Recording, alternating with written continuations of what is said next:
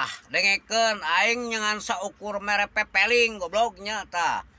ka para perangkat desa ti RT RW lurahnya sok ditaringalikeun rakyat teh nya apa aya nu perlu dibantu apa aya nu kumaha tea perhatikeun. Ieu mah kumaha ceuk pada di ieu jadi pamimpin teh kudu merhatikeun ka rakyatna apan kitu. Ulah nepikeun kajadian deui jelema teu gablek arek buka teu boga duit nyolong naon maling lawuh nepikeun ka maot tah kudu diteangan atuh masyarakat teh anu kumaha anu kudu dibantu gitu atuh tah darengekeun RT RW aparat desa pokok namanya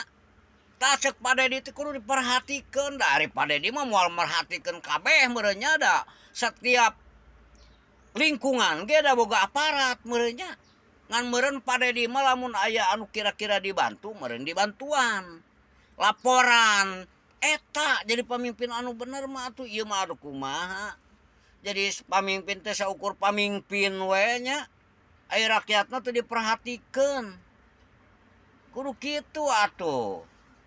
ngan kecuali lamun sia acan ngararopi heuriweuh lamun can ngopi mah jelema mah heuh sok ka mana wae boro-boro rek mikirkeun batur mikirkeun sorangan ge lieur lamun can ngopi